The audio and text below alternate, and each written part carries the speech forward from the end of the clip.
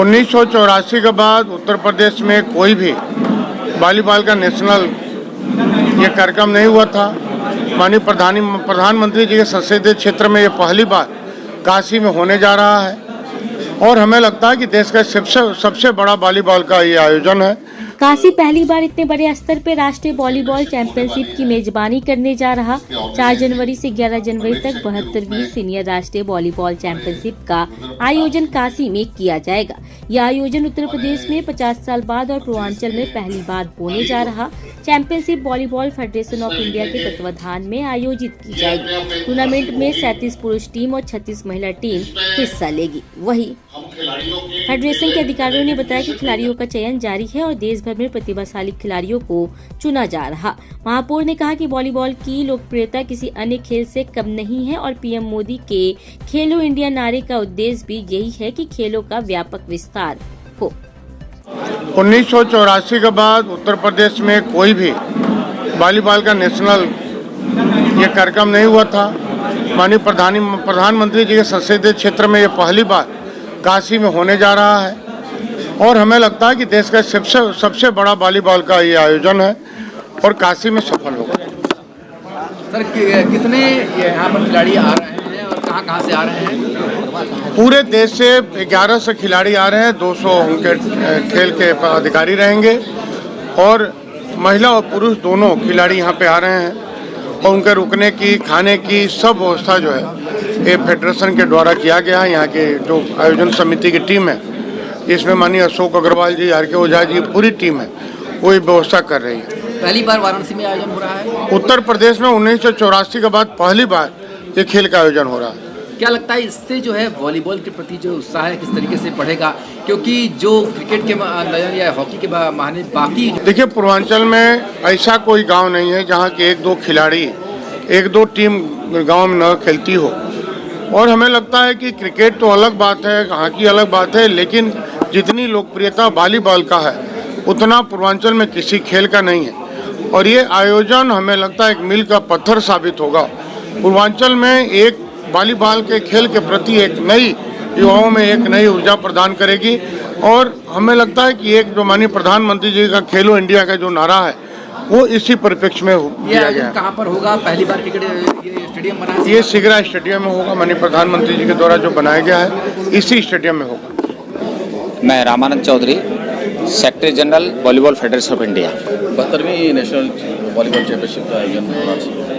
क्या कहेंगे, क्या रूपरेखा रहेगी, क्या तैयारी? ये जो 72वीं नेशनल वॉलीबॉल चैंपियनशिप है उसका काशी में आयोजन का जिम्मा हमने दिया है यहाँ की स्टेट वॉलीबॉल एसोसिएशन और डिस्ट्रिक्ट वॉलीबॉल एसोसिएशन को।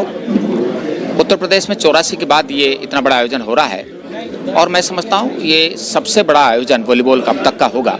इसमें 37 पुरुषों की टीमें और 36 महिलाओं की टीमें लेंगी।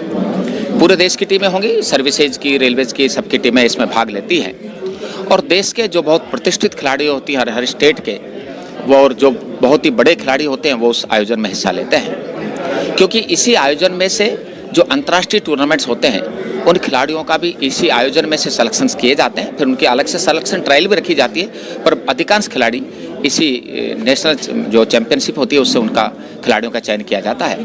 कितनी टीम आ रही है? कौन? 37 मेंस की और 36 वुमेन्स की टीमें इसमें होंगी। वाराणसी में कोई चयन किया गया है? यहाँ की जो वॉलीबॉल एसोसिएशन है वो बहुत एक्टिव है और यहाँ के महापौर जी का खेलों के प्रति जो लगाव है, हमें लगा कि इनसे बातचीत के बाद हमने जब विचार किया कि वॉलीबॉल का आयोजन हम कहाँ करें नेशनल का, तो उन्होंने कहा कि हमारे यहाँ प्रधानमंत्री जी ने एक बहुत बड़ा स्टेडियम बनाया है।